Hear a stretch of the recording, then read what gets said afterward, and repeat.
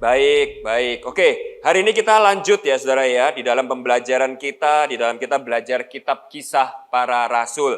Ya, kita selama sebulan terakhir ini sudah belajar tentang topik pemuritan. Bagaimana kita belajar bahwa murid Kristus yang sejati itu adalah mereka yang dimuridkan di dalam kebenaran, tapi nggak berhenti sampai di situ. Ya, mereka ini juga adalah yang hidupnya ini kemudian bisa berbuah-buah lebat bagi kesaksian Injil dan kemuliaan Kristus di dalam kehidupan mereka. Nah, kita selama sebulan ini untuk tema pemuritan ini kita sudah belajar Kisah Para Rasul, kitab Kisah Para Rasul ya. Sejauh ini kita udah belajar sampai kitab Kisah Para Rasul 4. Nah, hari ini kita sampai Kisah Para Rasul 5, Saudara ya. Dan ini minggu yang kurang nyaman, Saudara. Ini minggu yang agak nggak enak. Satu, tadi katekismusnya kita belajar tentang neraka, Saudara ya. Lalu kemudian nanti di khotbahnya ini kita sampai kepada sebuah cerita ini yang cukup mengerikan, Saudara ya. Ini bisa apa ya, Saudara ya? Kayak kebalikannya dari apa yang kita belajar minggu lalu. Ya, kalau minggu lalu di Kisah Para Rasul 4 kita udah belajar sesuatu itu yang indah. Ya, gimana jemaat mula-mula itu hidup bersama dengan sangat harmonis, ya satu hati, satu jiwa. Mereka sangat generous, di dalam mereka itu saling mengasihi, melayani satu sama lain dalam berbagi, sehingga nggak ada yang kekurangan di tengah-tengah mereka. Nah, tiba-tiba di Kisah Para Rasul 5 ini tiba-tiba kayak kalau saudara itu nonton film, adegannya itu tiba-tiba berubah, saudara ya. Kita sampai kepada sebuah cerita itu yang mengerikan, saudara. Bahkan cerita ini tuh kayak sebuah anomali, karena kita kalau ngelihat cerita semacam ini di perjanjian lama itu banyak, saudara ya. Yang orang itu bermain dengan kekudusan Tuhan langsung mati, gitu. Kita lihat itu ya, saudara ya. Harusnya nggak menyentuh tabut perjanjian, menyentuh mati. Banyak di perjanjian lama, saudara ya. Tapi kalau di perjanjian baru, saudara, kita ini terlalu terbiasa dengan perjanjian baru tuh yang seakan-akan semuanya itu kan anugerah. Semuanya itu kan kasih karunia. Tuhan itu kan sabar. Tuhan itu kan baik. Tuhan itu murah hati kepada kelemahan dan kesalahan kita. Dan tiba-tiba di tengah-tengah perjanjian baru yang sangat kaya dengan kasih karunia dan anugerah Allah itu, tiba-tiba kita dihadapkan dengan cerita ini, saudara. Yaitu cerita Ananias dan Safira. Nah, saya percaya kita semua pasti sudah pernah dengar kedua nama ini dan mungkin saudara sudah pernah dengar ceritanya. Ya, nah hari ini kita akan sama-sama lihat, saudara, apa yang sebenarnya terjadi di dalam cerita ini dan kenapa cerita ini tuh harus ada di perjanjian baru untuk kita ini pahami. Pelajaran dan teguran apa yang kita ini bisa perhatikan dari cerita Ananias dan Safira. Ya, kita langsung aja kita lihat di Kisah Para Rasul 5 ayat 1 sampai 11. Saya akan baca ayat yang ganjil, saudara bisa bantu saya baca ayat genap, saudara? Yang bisa sama-sama katakan selamat pagi.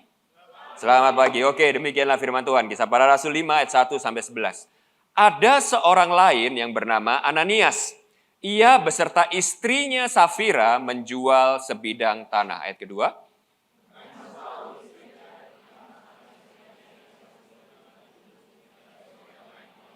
Dan diletakkan di depan kaki. Nah, sebelum kita lanjut, para istri garis bawahi kata yang pertama itu ya, dengan setahu istrinya. Kita akan bahas itu nanti, ada sesuatu yang penting di situ ya. Saya lihat beberapa istri udah ketawa, ini kayaknya sudah tahu arahnya kemana gitu ya, saudara ya. Oke, saudara garis bawahi itu dulu. Oke, ayat ketiga. Tetapi Petrus berkata, Ananias, mengapa hatimu dikuasai iblis sehingga engkau mendustai Roh Kudus dan menahan sebagian dari hasil penjualan tanah itu. Ayat keempat.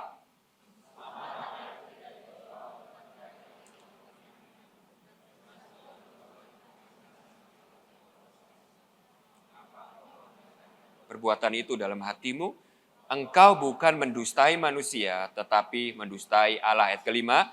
Ketika mendengar perkataan itu, rebahlah Ananias. Ini bukan rebah karena altar call, saudara ya. Tapi lihat ini, putuslah nyawanya. Maka sangatlah ketakutan semua orang yang mendengar hal itu. Ayat ke-6. Lalu datanglah beberapa orang muda, mereka mengapani mayat itu, mengusungnya keluar dan pergi menguburnya.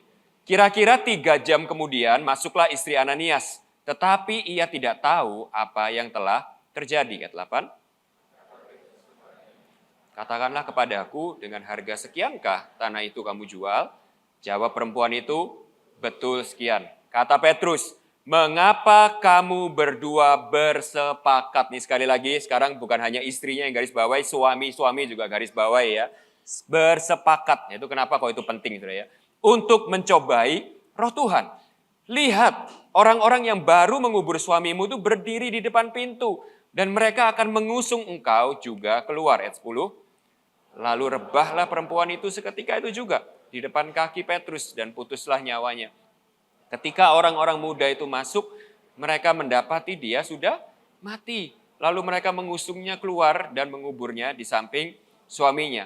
Maka sangat ketakutanlah seluruh jemaat dan semua orang yang mendengar hal itu. Ayat 11 ini juga saya pengen saudara garis bawahi, ya, karena ketakutan di sini dan apa yang terjadi kepada semua jemaat ini penting, saudara. Untuk kita ini bisa punya pemahaman akan kasih karunia dan Injil dengan benar, saudara. Nah, saya akan ajak saudara untuk kita sama-sama lihat 3 hal, saudara ya, pada pagi hari ini lewat ceritanya Ananias dan Safira ini, oke? Yang pertama ini adalah peringatan tentang pernikahan. Mungkin saudara bertanya, ceritanya Ananias dan Safira kita belajar tentang pernikahan? Yes, ada sebuah peringatan yang saya percaya sangat penting tentang pernikahan di sini, saudara ya. Yang kedua, kita akan sama-sama lihat sebenarnya apa sih kesalahan seriusnya Ananias dan Safira itu apa? Sehingga kok sampai konsekuensinya itu kayaknya segitu beratnya gitu ya. Bahkan mungkin di antara kita ada yang berpikir kok kayaknya nggak adil banget. Kesalahan itu serius apa? Sampai langsung mati kayak gitu, saudara ya. Baru poin yang ketiga kita akan melihat mengapa cerita ini ada di perjanjian baru. Dan cerita ini itu penting untuk kita itu bisa memahami Injil dengan benar. Oke, jadi yang pertama peringatan tentang pernikahan. Kedua, apa kesalahan serius Ananias dan Safira. Yang ketiga, mengapa cerita ini ada di perjanjian baru. Dan cerita ini penting untuk kita memahami Injil. Yang pertama, peringatan tentang pernikahan. Kenapa ini saya masukkan di sini, saudara ya? Karena gini, saudara. Tidak bisa tidak kita ini melihat tentang sebuah peringatan tentang pentingnya pernikahan di sini, saudara. Saya nggak tahu dengan saudara, ya, tapi saya pada waktu pertama kali saya baca Ananias dan Safira ini, saudara ya, pikiran saya ini langsung teringat sama sebuah pasutri yang lain, saudara. Yang kurang lebih mengalami hal yang serupa. Di mana pada waktu dinding pertahanan pernikahan itu bisa ditembus oleh iblis, itu memiliki sebuah konsekuensi atau akibat yang sangat fatal, saudara. Dan pasutri itu adalah Adam dan Hawa. Saudara ingat ceritanya? Kurang lebih serupa, nggak sama tapi serupa, mirip yang terjadi ya saudara ya. Yaitu pada waktu tembok pertahanan pernikahan ini bisa ditembus oleh iblis, itu akibatnya sangat fatal. Nah, saya pengen memulai dengan gini ya, saudara tuh harus tahu bahwa Alkitab, saudara ya, khususnya kisah para rasul, ya kita udah belajar 1 bulan ini aja, selama beberapa minggu kemarin tuh kita udah berkali-kali dengar tentang pentingnya komunitas. Saudara, pentingnya untuk orang Kristen ini nggak hidup sendiri. Pentingnya orang Kristen ini untuk butuh orang-orang di sekeliling kita untuk bisa jagain kita, ngeliatin kita, negur kita saat kita salah, ngasih tahu saat jalan kita ini serong, saudara. Kenapa? Karena hati kita ini jahat, saudara. Kita ini nggak sebaik yang kita pikir. Kita ini orang yang jauh lebih jahat daripada yang kita kira. Hati kita ini jauh lebih licik daripada yang kita pikir. Kita jauh lebih sombong dan congkak dan egois lebih daripada yang kita pikir. Sehingga di dalam pertumbuhan kita sebagai orang Kristen, kita ini perlu orang-orang di sekitar kita, itu yang bisa ngeliatin kita, jagain kita, negur kita, ngasih tahu kita. Nah sekarang saya tanya, saya mulai dengan sebuah pertanyaan ini sebagai refleksi kita semua, saudara. Kalau kita ngelihat hidup kita hari ini, saya pengen saudara ini jawab dengan jujur ya saudara ya. Ada berapa orang di dalam hidup saudara yang saudara itu kasih hak dan otoritas untuk menegur saudara dan ngasih tahu saudara itu salah. Dan saudara itu benar-benar dengar orang itu. Coba pikir saudara. Ada berapa banyak sekarang ini saudara itu punya di dalam hidup saudara, di mana ada orang yang saudara itu benar-benar kasih peluang dan ruang untuk mereka. Pada waktu saudara salah, orang ini berkata, bro, salah kamu. Kamu tersesat. Kamu keliru ini. Hatimu udah mulai gak murni ini. Hatimu sudah mulai gak tulus ini. Kamu ngambil keputusan yang salah ini. Nah, saudara punya berapa orang, saudara? Untuk saudara itu kasih otoritas dan ruang itu di dalam kehidupan saudara. Kenapa saya harus tanya ini ya, saudara ya? Karena kita ini sekarang, saudara, hidup di sebuah budaya yang menurut saya itu punya emansipasi itu yang sangat berlebihan, saudara. Sehingga sekarang ini kalau kita ada orang negur kita ya, kita ini langsung bilang, siapa lu? Siapa kamu? Kamu sendiri hidupmu nggak lebih baik dari aku, kamu ngasih tahu aku. Ini bukan tentang lomba 17 Agustusan, saudara. Tapi ini tentang saling jaga dan saling mengingatkan satu sama lain. Kita ini sekarang hidup di zaman yang kita ini harus selalu ngerasa benar dan kita ini harus selalu diterima dan dihargai kebebasan kita. Tapi saya kasih tahu itu sebuah budaya yang sangat berbahaya. Kita perlu komunitas di dalam kehidupan rohani kita. Bahkan kalau saudara baca Alkitab, saudara ya, itu seakan-akan kayak Alkitab ini mengingatkan kepada kita bahwa memiliki komunitas yang benar itu bukan hanya penting, bukan hanya fun, bukan hanya enak untuk hidup kita, tapi itu masalah hidup dan mati, saudara. Nah, kita lihat contohnya aja, kita udah belajar ini beberapa minggu terakhir nih, saudara, Kisah Para Rasul 2, Kisah Para Rasul 4. Bagaimana seakan-akan, saudara, kita mengajarkan kepada kita, kalau kita ini mau hidup di dalam kerohanian kita dan terus bertumbuh di dalam rohani kita, pertumbuhan itu nggak bisa terjadi di luar komunitas. Kita perlu orang lain untuk kita bisa bertumbuh. Coba senggol kanan kirinya, bilang, aku perlu kamu. Aku perlu kamu. Bukan hanya have fun bareng, saudara ya. Tapi untuk jagain aku, untuk tegur aku, untuk bangun kehidupanku, untuk kasih tahu aku. Itulah kenapa kita komsel, itulah kenapa kita ada gereja lokal. Nah, saudara, kita semua setuju ya, komunitas itu penting ya, saudara ya. Nah, sekarang saya tanya sama saudara, komunitas yang paling penting dan kuat di dalam kehidupan saudara itu apa, saudara? Gereja itu penting, tapi itu bukan yang terpenting. Meskipun itu sangat penting, nggak ada orang Kristen hidup di luar gereja, nggak ada, saudara ya. Komsel itu penting, saudara. Tapi itu bukan yang terpenting, meskipun itu sangat penting. Saudara tahu yang paling penting dalam kehidupan saudara apa? Kalau saudara itu punya komunitas ini dalam kehidupan saudara, yaitu pernikahan. Jadi kalau komunitas itu penting untuk kita ini punya orang-orang yang menjagain kita, melindungi kita, menegur kita. Nah, yang paling penting di dalam kehidupan kita, itu adalah suami atau istri kita. Nah, sehingga saudara perhatikan baik-baik ya. Permulaan segala sesuatunya ini terjadi, masalah ini terjadi, itu adalah karena ayat kedua itu berkata seperti ini. Dengan setahu istrinya. Tahu, tetapi tidak berfungsi. Nah, saya mulai dengan peringatan seperti ini ya. Pernikahan itu penting, saudara. Jadi yang pertama, siapa di sini yang belum menikah dan mau menikah dan akan menikah, boleh angkat tangan. Siapa yang di sini merasa hidup selibat terpanggil seperti Paulus? Nggak ada ya, saudara ya. Oke, buat yang belum menikah dan saudara mau menikah, ingin menikah. Yang pertama, ini terdengar seperti kaset rusak, mungkin saudara itu udah sering dengar ini ya saudara ya. Tapi saya nggak bosen-bosen, saya akan kasih tahu kepada saudara. Hati-hati di dalam memilih pasangan hidup. Saudara memilih pasangan hidup itu bisa jadi keputusan yang terpenting di dalam kehidupan saudara. Saudara nggak bisa sembarangan memilih pasangan hidup. Nah, hari ini saya cuma pengen mengingatkan kepada saudara, kalau pernikahan itu sepenting itu, dan kalau pasangan hidup kita itu sepenting itu, buat saudara yang mau menikah, saudara ini harus punya kriteria yang berbeda di dalam saudara itu memilih pasangan hidup saudara. Yes, tentu saja saudara, sangat baik untuk kita ini punya pasangan hidup yang cantik, yang ganteng. Of course, gak ada satupun di antara kita itu yang dengan sengaja milih yang gak sesuai selera kita. Of course, gak mungkin saudara ya. Ganteng dan cantik itu relatif, saudara ya. Setiap orang punya seleranya masing-masing gitu ya, saudara ya. Of course, kita cari yang sabar. Of course, kita cari yang pengertian. Bahkan of course, kita cari yang mapan. Wanita-wanita di tempat ini harus cari pasangan suami yang mapan. Harus, saudara ya, harus. Tapi Kriteria nomor satu yang ini yang nggak bisa ditawar-tawar, saudara. Ini yang non-negotiable. Ini yang mempengaruhi hidup dan mati kita. Itu saudara harus cari yang takut akan Tuhan. Saudara harus cari pasangan yang benar-benar bisa membawa saudara itu lebih dekat kepada Tuhan.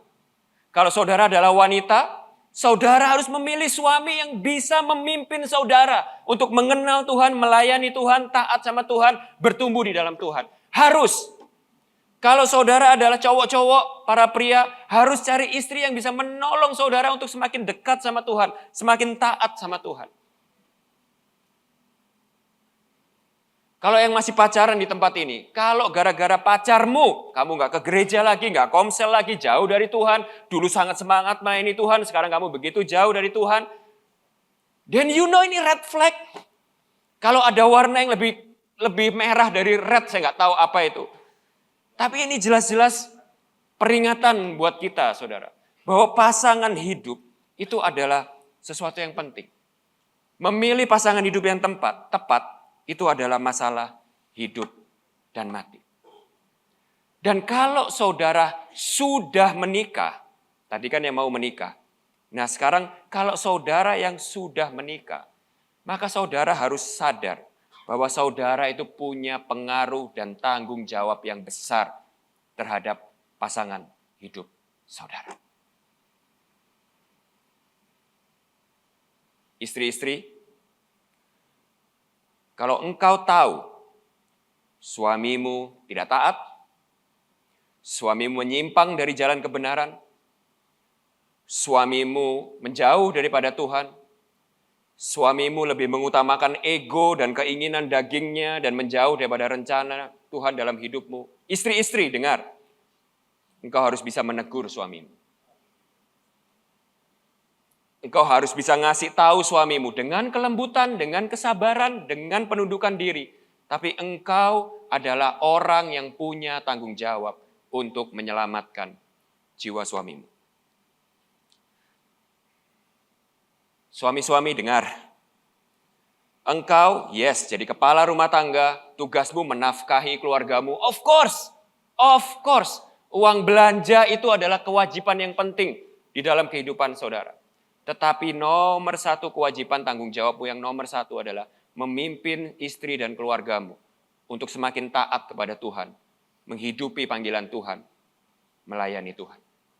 Dan suatu hari kita harus mempertanggungjawabkan ini di hadapan Tuhan.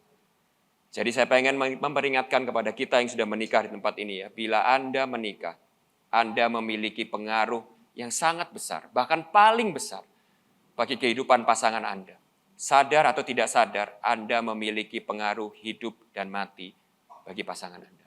Dan Anda bertanggung jawab untuk hal itu. Nah, sehingga di poin yang pertama ini saya tutup dengan beberapa pertanyaan refleksi untuk kita bawa pulang, saudara.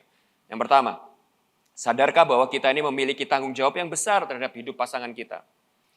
Apakah Anda adalah pasangan yang membawa pasangan Anda mendekat atau menjauh dari Tuhan? Apakah Anda adalah pasangan yang membawa atau menghalangi pasangan Anda untuk taat kepada panggilan Tuhan? Apakah Anda adalah pasangan yang membawa pasangan Anda semakin mencintai Tuhan atau semakin mencintai hal-hal yang materi dan duniawi? Dan biarlah poin yang pertama ini menjadi refleksi bagi kita, menjadi peringatan kepada kita akan pentingnya pernikahan, saudara. Nah, saya lanjut ke poin yang kedua, saudara. Nah, kita akan lihat apa sih kesalahan serius Ananias dan Safira. Sehingga sampai seakan-akan apa yang mereka lakukan itu kok konsekuensinya begitu fatal. Begitu maut. Apakah masalah mereka ini berbohong? Apakah masalah mereka ini karena mereka korupsi? Apakah karena mereka ini mencuri? Bukankah kalau kita lihat Alkitab, kayaknya banyak orang lain yang kesalahannya lebih parah daripada Ananias dan Safira. Betul nggak saudara? Kayaknya Petrus juga menyangkali Tuhan Yesus. Kayaknya Daud itu lebih parah. Tapi kenapa nggak mati? Apa sih kesalahannya Safira dan Ananias dan Safira ini sehingga begitu serius? Nah, saudara kita ini harus perhatikan di sini. Ini penting ya saudara ya. Kalau saudara itu baca ayat-ayat yang kita baca tadi saudara ya. Maka saudara itu akan sadar bahwa Alkitab itu sebenarnya nggak pernah benar-benar menyorot bahwa masalah utamanya itu mencuri dan berbohong saudara. Itu bukan masalah utamanya. Tapi ada sebuah kata yang terus-menerus diulang di dalam Alkitab, yaitu kata ini, saudara ya. Mendustai Roh Kudus dan mendustai Allah. Gimana caranya dia ini mendustai Roh Kudus dan mendustai Allah? Perhatikan baik-baik saudara. Di hatimu. Saudara lihat itu saudara. Sebuah kata yang diulang. Hatimu. Hatimu. Mendustai Allah. Mendustai Roh Kudus. Nah, sehingga poin yang kita bisa lihat di sini yang pertama adalah ini, saudara. Kesalahan Ananias dan Safira. Kesalahan paling serius dan terbesarnya itu bukan cuma sekedar masalah penipuan atau masalah pencurian, saudara. Melainkan sebuah masalah hati yang dalam dan serius. Dan kalau saya boleh bilang, saudara ya, kalau saya boleh put it in a sentence gitu ya, saudara ya. Masalah-masalah hatinya Ananias dan Safira ini menunjukkan bahwa mereka itu belum benar-benar lahir baru. Oke. Ada beberapa masalah hati yang sangat dalam dan serius yang menunjukkan kepada kita bahwa Ananias dan Safira ini belum benar-benar mengalami jamahan Injil. Belum benar-benar dirubahkan oleh Injil. Belum benar-benar mengalami keselamatan dan kelahiran baru. Nah, apa saja tanda-tanda dari masalah hati yang serius yang ada di dalam Ananias dan Safira itu yang kita bisa pelajari hari ini, saudara. Ada 3 tanda, saudara. Ada 3 masalah hati yang serius yang kita ini harus perhatikan hari ini, saudara.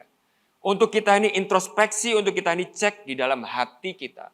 Karena ini adalah sebuah masalah yang dalam dan serius. Oke, ada 3 hal ya. Nah, saya pengen ajak saudara itu untuk melihat konteksnya dulu yang terjadi, saudara. Nah, cerita yang kita baca tentang Ananias Safira ini, saudara, terjadi persis setelah cerita yang dikhotbahkan Pastor Albert dan Pastor Jerry minggu lalu, saudara. Yaitu Kisah Para Rasul 4 ayat 32 sampai 37. Oke. Mungkin saudara nggak hadir atau saudara udah lupa gitu ya, saudara ya. Saya ulang sedikit ya. Ceritanya itu seperti gini, saudara. Adapun kumpulan orang yang telah percaya itu, mereka sehati dan sejiwa. Dan tidak seorang pun yang berkata bahwa sesuatu dari kepunyaannya adalah milik sendiri.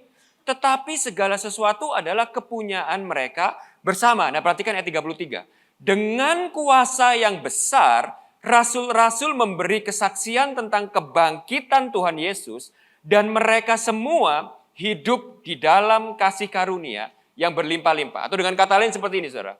Karena kesaksian Injil yang luar biasa itu tentang kematian dan kebangkitan Tuhan Yesus dan kesaksian Injil itu punya kuasa yang menjamah kehidupan mereka.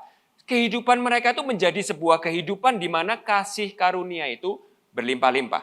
Oke, saudara sampai sini ngikutin ya, saudara ya. Nah, sehingga kehidupan yang dijamah dan dirubah oleh Injil itu, yaitu sebuah kehidupan yang menjadi kehidupan dengan kasih yang melimpah-limpah itu, wujudnya seperti ini, saudara. Ayat 34. Tidak ada seorang pun yang berkekurangan di antara mereka. Karena semua orang yang mempunyai tanah atau rumah, menjual kepunyaannya itu, dan hasil penjualan itu mereka bawa dan mereka letakkan di depan kaki rasul-rasul. Lalu dibagi-bagikan kepada setiap orang sesuai dengan keperluannya. Nah, di ayat 36 ini tiba-tiba somehow ada seseorang yang disebutkan secara spesial. Siapa itu? Namanya Yusuf. Demikianlah pula dengan Yusuf. Oleh rasul-rasul disebut Barnabas. Artinya anak penghiburan. Seorang Lewi dari Siprus, ia menjual ladang miliknya, lalu membawa uangnya itu dan meletakkannya di depan kaki rasul-rasul. Nah, kalau saya boleh rangkum ceritanya nih ya, supaya saudara itu ada gambaran. Jadi ceritanya itu gini saudara ya, oke? Injil menjamah mereka semua. Mereka semua itu dikuasai oleh kasih Allah yang luar biasa, ya, sehingga kehidupan jemaat mula-mula ini menjadi sebuah kehidupan komunitas yang penuh kasih. Luar biasanya itu adalah gini, saking mereka itu saling mengasihi satu sama lainnya, sampai mereka itu rela, kalau ada yang kekurangan, mereka itu sampai rela untuk menjual harta miliknya. Menjual ladangnya, rumahnya. Yang penting adalah mereka itu bisa saling berbagi, sehingga nggak ada yang kekurangan satu sama lain. Nah, tiba-tiba saudara, saya percaya itu banyak yang melakukan, Tetapi mungkin ada satu orang ini yang melakukan lebih daripada yang lain, namanya ini Yusuf ini saudara. Nah sehingga Yusuf ini menjadi sebuah kesaksian yang baik di gereja pada zaman itu. Bayangin saudara ya, misalnya ini komunitas kita ya, tiba-tiba kita ini bilang ada satu orang namanya Jeffrey gitu ya. Wah, kamu tahu nggak Jeffrey itu? Dia ini punya kebun kopi gede banget di Kintamani. Berapa hektar? Pada waktu dengar komselnya itu banyak yang kekurangan. Pak Jeffrey ini ya, jual ladangnya yang berapa hektar itu. Dijual, lalu uangnya itu dibagi-bagikan. Sehingga jemaat itu nggak ada yang kekurangan satupun. Wah, itu tuh Jeffrey. Kita panggil Pak Jeffrey ini Barnabas. Artinya anak penghiburan. Karena membawa penghiburan buat kita semua di tengah-tengah kesusahan. Nah, kurang lebih itu seperti itu, saudara ya. Jadi di tengah-tengah semua orang itu sibuk menjadi generous, sibuk menjadi murah hati, menjual harta miliknya untuk dibagi-bagikan kepada orang lain. Dan ada satu orang ini yang namanya Barnabas ini yang, semua orang itu sebutkan, disaksikan banyak orang.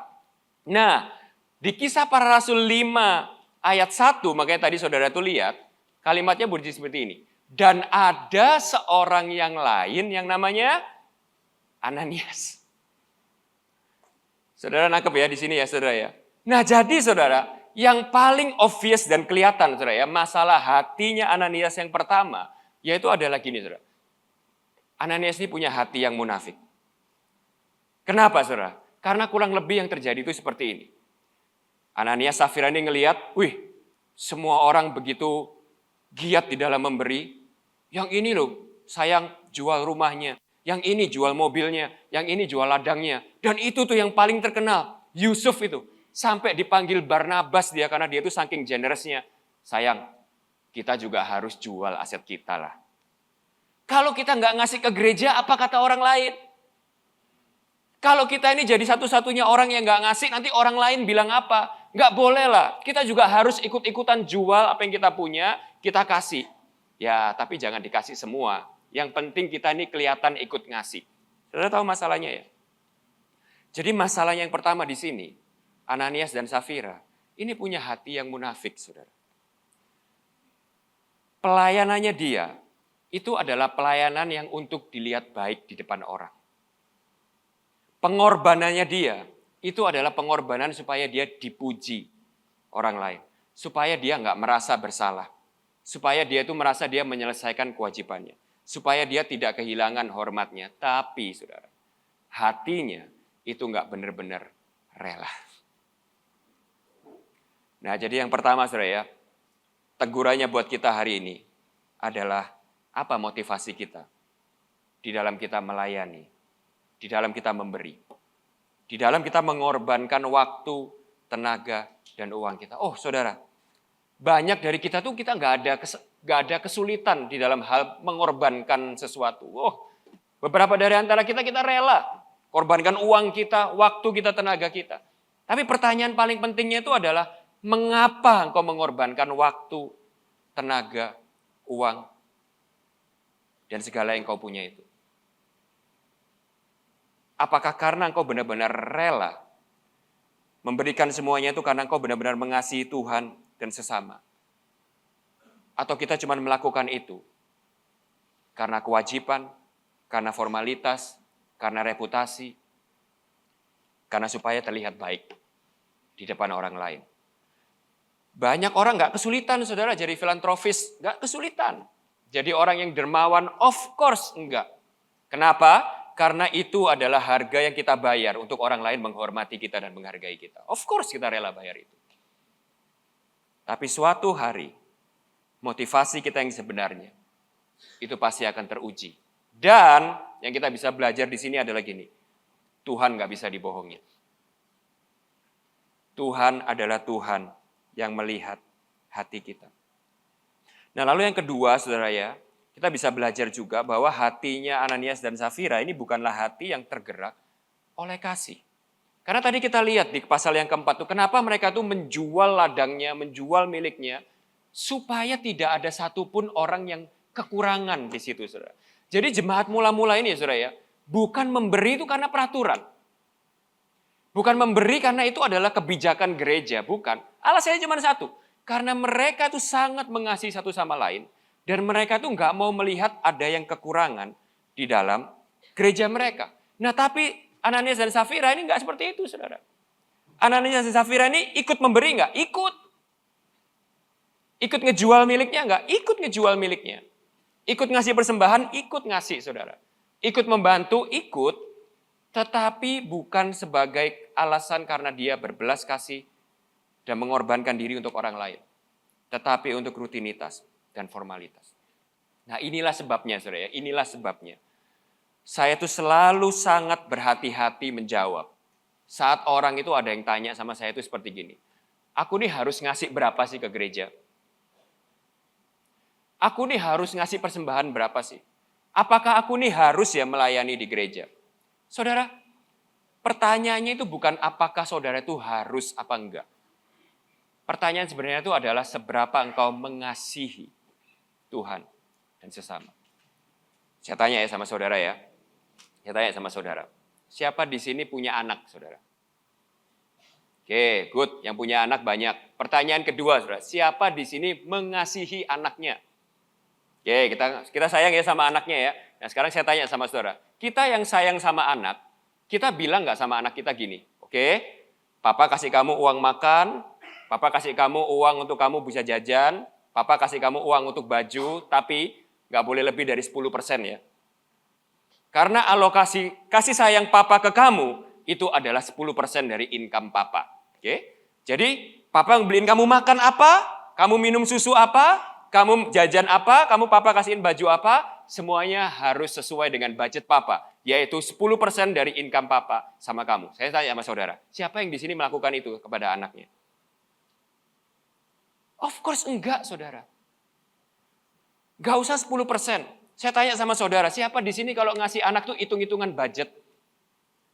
Pasti nggak ada, saudara. Kenapa? Karena insting saudara yang menggerakkan hati saudara untuk ngasih anak saudara, itu bukan budget, bukan hitung-hitungan, saudara. Tapi adalah kasih sayang, betul nggak, saudara? Saudara bahkan rela ngasih yang paling mahal buat anak saudara. Kenapa? Karena tujuannya cuma satu. Saudara pengen anak saudara dapat yang terbaik, benar nggak, saudara? Saudara nggak pengen anak saudara kekurangan. Saudara nggak pengen anak saudara itu menerima yang sisa atau yang jelek daripada diri saudara. Of course enggak, saudara. Tapi saya tanya sama saudara, kalau sama Tuhan gimana? Kalau sama sesama gimana? Nah ini kan anak, pastor. Ini kan anak, tentu aja anak itu penting. Oke. Tapi jangan tersinggung ya saudara ya, saya kasih contoh yang kedua, tapi jangan tersinggung, oke? Hobi. Siapa di sini yang saudara itu yakin 100% hobi saudara? Saudara itu spend money buat hobi ya saudara ya, apapun hobi saudara, saya nggak mau menghakimi. Boleh sepatu, boleh olahraga, whatever it is ya saudara ya. Kopi, apapun itu saudara ya, mobil, apapun itu saudara ya. Saudara punya hobi nih ya saudara. Dan saudara mencintai hobi saudara, oke? Gak apa-apa, hobi itu dari Tuhan, saya percaya saudara, amin. Punya hobi itu bukan dosa, oke? Saudara mencintai hobi saudara. Oke, sekarang saya tanya sama saudara, siapa di sini yang yakin bahwa budget saudara itu, hobi saudara itu gak lebih dari 10% income saudara? Boleh saya ngomong saudara ya, tapi jangan tersinggung ya. Kalau saya yakin, saudara boleh taruhan sama saya yakin saudara. Saudara spend uang saudara buat hobi, itu pasti lebih dari 10% uang saudara. Income. Pasti. Kemana sih uang kita tuh ngalir? Kemana kita ini effortlessly, passionately, and joyfully give our money away? Itu kemana, saudara? Ya kalau kita jujur ke hal-hal yang kita kasihi, kita cintai. Nah sehingga pertanyaannya di sini lihat saudara ya. Masalah pemberian, masalah pengorbanan, itu bukan masalah kewajiban. Tetapi masalah seberapa kita mengasihi Tuhan dan sesama. Saudara tahu sebenarnya, ini perhatikan baik-baik, ini penting. Saudara tahu apa yang sebenarnya terjadi dalam hati saudara? Pada waktu saudara itu tanya, aku nih harus ngasih berapa sih? Aku nih harus memberi berapa? Saudara tahu yang sebenarnya terjadi, saudara? Yang sebenarnya saudara tanyakan itu adalah gini, seberapa aku nih bisa ngasih sedikit mungkin, tanpa aku nih merasa bersalah dan kewajibanku nih terpenuhi. Aku nih harus ngasih berapa sih supaya satu, aku nggak merasa bersalah, Kedua, aku nggak dinilai sebagai orang yang tidak memenuhi kewajibanku. Pak Chandra nggak negur aku, Gembala Komselku nggak negur aku masih dipandang sebagai orang Kristen yang baik. Dan kalau Tuhan memberkati umatnya, aku ini masih termasuk kategori orang yang diberkati itu. Tuhan nggak menghambat berkat-berkatnya dalam hidup aku. Seberapa yang aku ngasih, supaya Tuhan itu tetap menjalankan kewajibannya. Dan aku bebas. Saudara tahu itu yang terjadi dalam hati kita saat kita ini bertanya, berapa yang aku nih harus kasih? Karena di dalam hubungan kasih, kata harus itu nggak berlaku, saudara. Yang berlaku itu adalah seberapa engkau mau, seberapa engkau mengasihi, seberapa engkau tergerak untuk memberikan kepada orang-orang yang kau kasihi. Saudara bisa mengerti maksud saya, saudara ya? Nah, di sini kita kelihatan, saudara, bahwa ternyata yang menjadi motor penggerak Ananias dan Safira, yang menjadi motivasi hatinya itu bukan hati yang tergerak oleh kasih kepada Tuhan. Tetapi hati yang penting aku menjalankan rutinitasku, formalitasku, kewajibanku. Aku gak merasa bersalah. Orang lain masih menghormatin aku. Dan aku kelihatan menjadi salah satu bagian dari orang-orang yang menjual harta miliknya. Dan memberikan itu kepada komunitas itu. Saudara bisa melihat ya. Makanya tadi Petrus berkata, masalahnya itu bukan kamu berbohongnya. Ladang itu memang punyamu. Kamu jual juga uangnya tetap punyamu. Itu bukan masalahnya. Tetapi yang masalah adalah hatimu. Tidak tulus. Tidak jujur. Tidak mengasihi. Dan yang ketiga, saudara, yang terakhir, saudara, yang ketiga. Dan ini yang paling penting. Ini yang paling serius. Ini yang paling fatal, saudara. Yaitu adalah hati yang meremehkan Tuhan. Merasa ketaatan itu tidak terlalu penting. Dan Tuhan itu bisa diajak kompromi. Kesalahan fatal Ananias dan Safira adalah kehilangan rasa takut terhadap Allah. Allah itu adalah Allah yang bisa diajak hitung-hitungan. Allah itu adalah, ya bisa dibohongin lah. Tuhan mengerti lah, Tuhan pasti ngerti, bisa diajak kompromi, toleransi. Tapi di balik itu semua, hati Ananias dan Safira ini gak benar-benar takut, gentar, menghormatin Allah. Nah tadi mungkin saudara ada yang tanya gitu ya. Iya kok gak adil sekali ya cerita ini ya. Kenapa bisa Ananias Safira ini bisa langsung melakukan kesalahan ini langsung mati? Nah itu gimana dengan Daud? Gimana dengan Yusuf? Gimana dengan Petrus? Gimana dengan orang-orang lain di Alkitab itu juga banyak yang melakukan kesalahan. Bahkan kadang kesalahannya lebih parah daripada Ananias dan Safira. Nah tapi saya kasih tahu satu hal saudara. Semua orang di Alkitab saat mereka sadar akan dosa dan kesalahan mereka dan mereka dihadapkan dengan teguran Allah, saya kasih tahu saudara ya, gak ada satupun yang masih bisa berdiri saudara, gak ada saudara. Semua mereka yang sadar akan keberdosaannya dan kesalahannya pada waktu dihadapkan dengan teguran Allah, saya kasih tahu, tidak ada satupun yang sanggup berdiri. Saudara lihat Daud. Saudara lihat Petrus. Rata-rata mereka langsung tersungkur, jatuh dan merasa aku nih, matilah aku orang berdosa. Dihadapkan dengan kekudusan Allah. Saudara lihat Ananias dan Safira, saudara. Ditegur oleh rasul-rasul, gak takut, malah berbohong, saudara. Pelitnya gak hilang, dihadapin sama teguran Tuhan, saudara. Bisa mengerti ya saudara ya? Jadi kesalahan paling fatalnya Ananias dan Safira, ini adalah hati yang tidak lagi memandang Tuhan sebagai figur yang kudus, yang mulia, yang agung, yang aku nih gak boleh main-main sama figur yang satu ini. Aku nih gak boleh kompromi sama yang satu ini. Karena ini adalah Tuhan yang mengerikan. Ada seorang teolog berkata seperti ini saudara ya, salah satu problem terbesar di dalam kekristenan abad ini, itu bukan masalah penginjilan, bukan masalah teologi, bukan masalah program gereja, bukan masalah pengajaran. Problem terbesar kekristenan abad ini adalah hilangnya rasa takut akan Tuhan. Kita ini terlalu terbiasa dengan kasih karunia Tuhan. Kita ini terlalu terbiasa dengan Allah yang maha pengasih, penyayang, sabar. Sampai kita ini kehilangan rasa takut dan kegentaran kita akan bobot kekudusan dan kemuliaan Tuhan dan murka Tuhan itu akan dosa. Kita terbiasa Yesus yang kita print di t-shirt kita, saudara ya, yang berkata, Jesus is my best friend. Lalu Tuhan Yesus dengan rambutnya yang panjang, jempol gini, saudara ya. That's true. Tuhan Yesus itu sahabat kita. Tapi ada seorang teolog berkata seperti ini, Jesus is your best friend, but remember, he is your worst enemy. Saudara bisa ngerti maksudnya quote ini, saudara? Ya, Tuhan Yesus itu sahabat saudara, yes, betul. Tapi jangan macam-macam.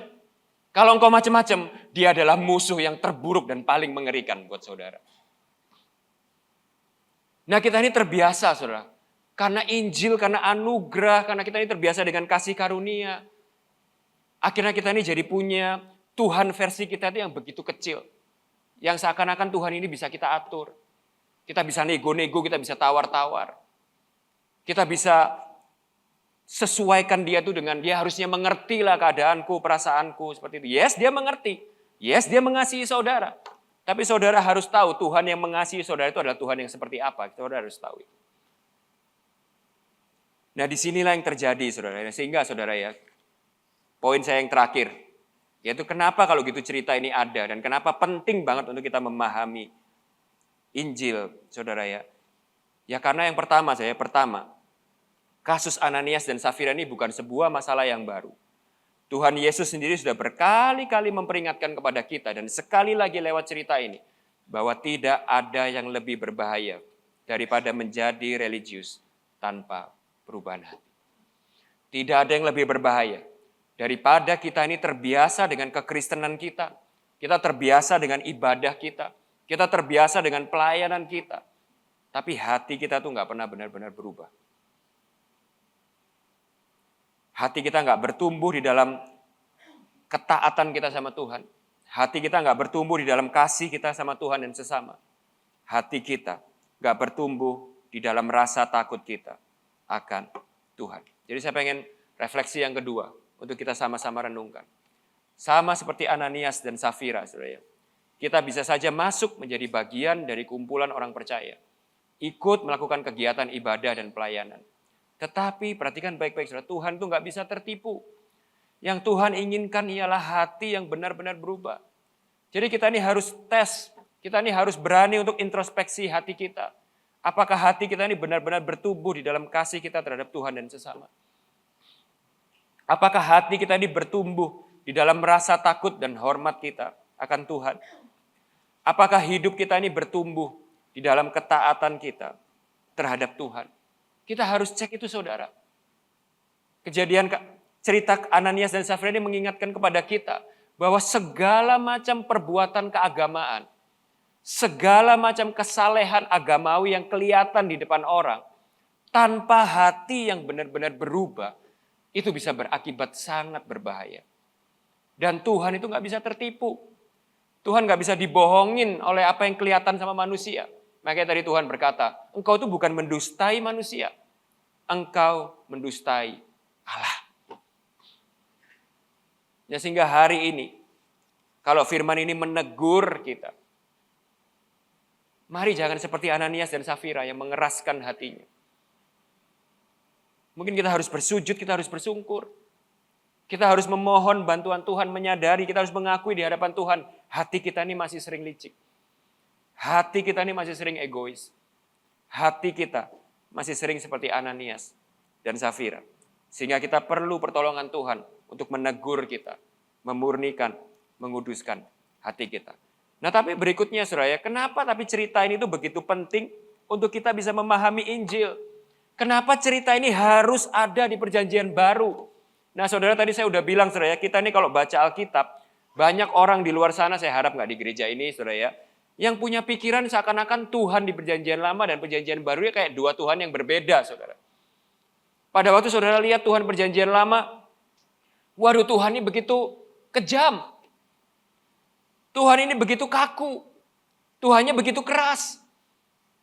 Saudara melihat ada imam yang salah pegang aja bisa mati, itu saudara. Masuk ke dalam hadirat Allah yang Maha Kudus, kalau enggak benar aja bisa mati, saudara. Saudara ngelihat gambaran itu di Perjanjian Lama. Lalu saudara ngelihat di Perjanjian Baru seakan-akan kayak Tuhan itu Tuhan yang berbeda gitu, saudara ya. Kalau di perjanjian baru ini Tuhan itu kan penyayang, penyabar, pengasih. Harusnya selalu mengerti kita, nggak apa-apa lah kita. Kita masuk tempat ibadah tanpa rasa hormat aja nggak apa-apa, kita nggak mati. Itu perjanjian lama. Tapi saudara, saya kasih tahu saudara, cerita Ananias dan Safira ini harus ada di perjanjian baru untuk ngasih tahu sama kita Tuhan itu nggak pernah berubah. Tuhan perjanjian lama yang kita lihat begitu murka sama dosa, itu adalah Tuhan yang sama di perjanjian baru, saudara. Tuhan nggak berkurang bencinya sama dosa di perjanjian lama ke perjanjian baru. Tuhan nggak jadi lebih lembek, Tuhan nggak jadi lebih toleran. Sama. Tuhan yang kudus, Tuhan yang menginginkan kesungguhan kita. Tuhan yang menginginkan hati kita seluruhnya di perjanjian lama, di perjanjian baru. Sama, saudara. Nah, kenapa ini penting? Karena gini, saudara.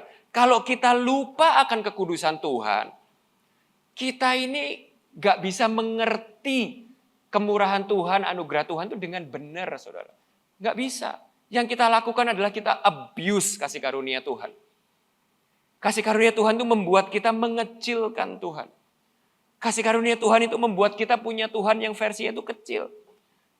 Kita gak akan bisa mengagumi keindahan kemurahan Tuhan. Dan kemurahan Tuhan itu gak akan bisa merubah hidup kita. Tanpa kita ini terlebih dahulu ngerti bahwa Tuhan itu adalah Tuhan yang gak bisa diajak main-main. Tuhan yang begitu kudus. Tuhan yang begitu murka sama dosa. Kabar baik gak ada artinya tanpa kita mengerti kabar buruknya. Nah, sehingga R.C. Sproul itu bilang seperti ini, saudara. Allah yang hanya tentang kasih karunia, pengampunan, tanpa kedaulatan, keadilan, kekudusan, dan murka. Hanyalah sebuah berhala, saudara. Itu cuman boneka yang kita bikin.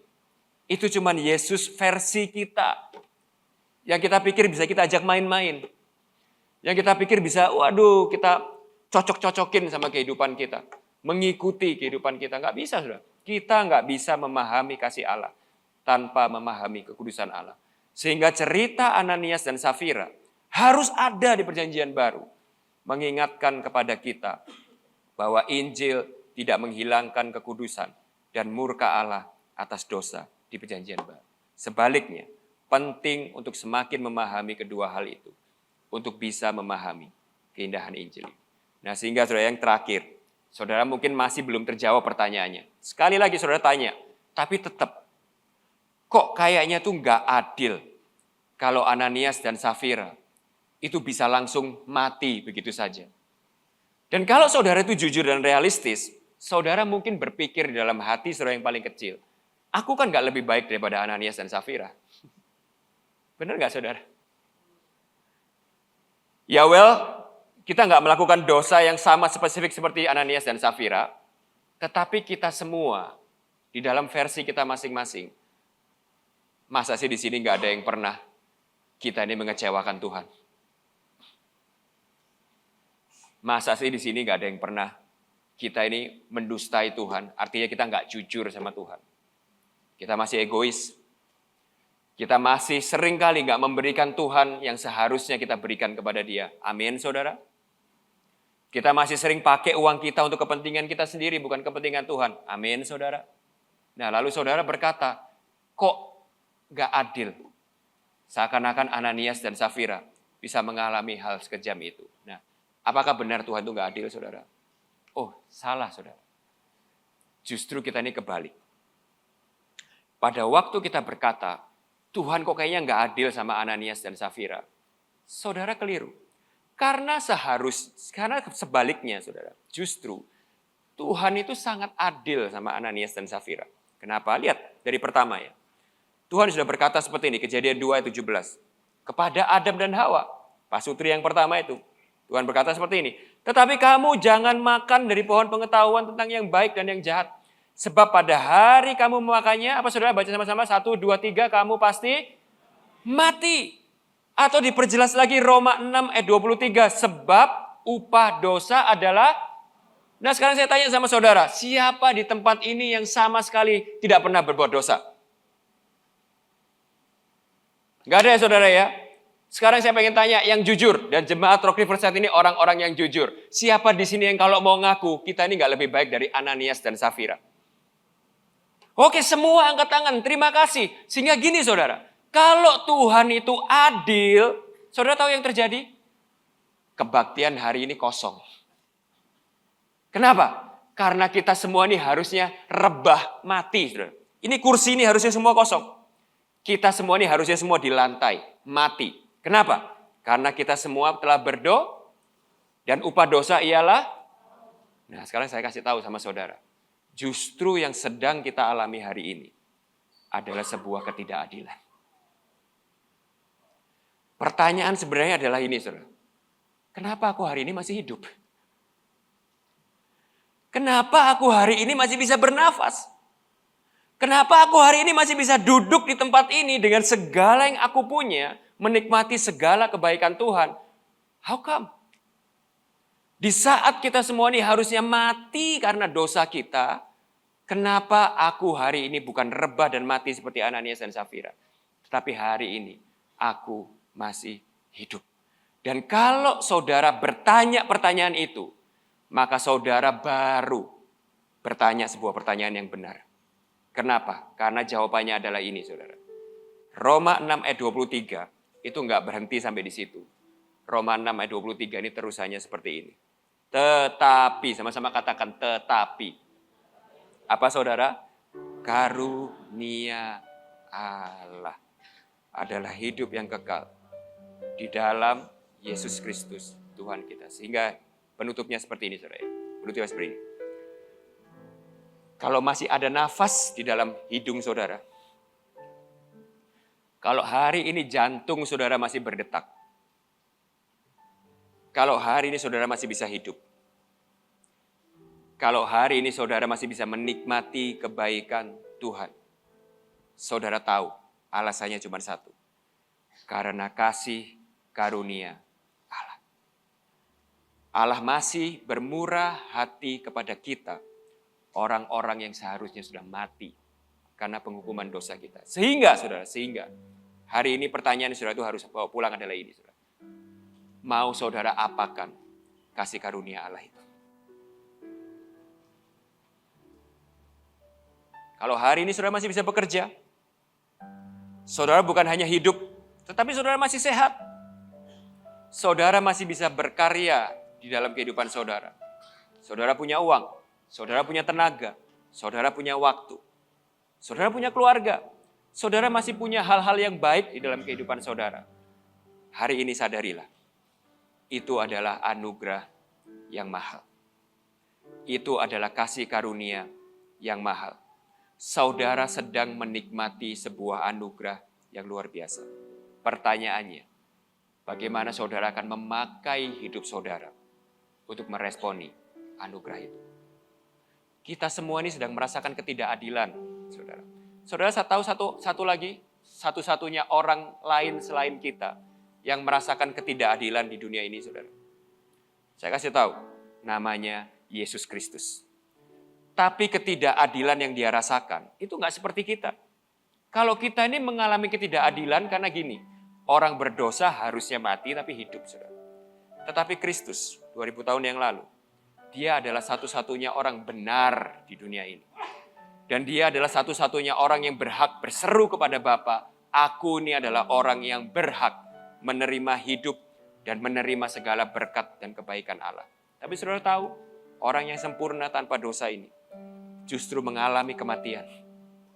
Bukan hanya rebah mati, saudara. Ananias dan Safira masih enak, rebah mati, saudara. Tapi dia mengalami kematian yang paling memalukan. Mengalami kematian yang paling hina. Mengalami kematian yang paling menyakitkan. Supaya apa? Supaya hari ini kebenarannya bisa menjadi kebenaran kita. Sehingga orang-orang yang layak menerima hukuman mati bisa layak menerima anugerah. Bukan karena kehebatan kita, bukan karena kekuatan kita. Tetapi karena apa yang Yesus Kristus lakukan. Hari ini sekali lagi, pulanglah dengan pertanyaan ini. Bagaimana engkau akan meresponi anugerah dan kasih karunia itu dengan segala yang kau punya di dalam kehidupan. Dari Tuhan, isi hati Tuhan cuma simple. Kasihilah Tuhan Allahmu. Kasihilah sesamamu. Hidupmu, waktu, tenaga, uang. Kalau engkau benar-benar sadar ini adalah anugerah, pakai itu semua untuk melayani Tuhan dan melayani sesama. Kalau mungkin ada di antara kita yang hari ini ngaku, ya Tuhan, aku gak ada bedanya sama Ananias Safira. Egois, seringkali cuma pakai apa yang aku punya untuk kepentinganku sendiri. Kalau saudara mau meresponi anugerah Allah hari ini, mulai lihat orang-orang yang berkekurangan di sekitar saudara. Layani mereka. Biarlah hati Kristus juga menjadi hati kita semua. Mari kita berdoa, saudara. Kita persiapkan hati dan pikiran kita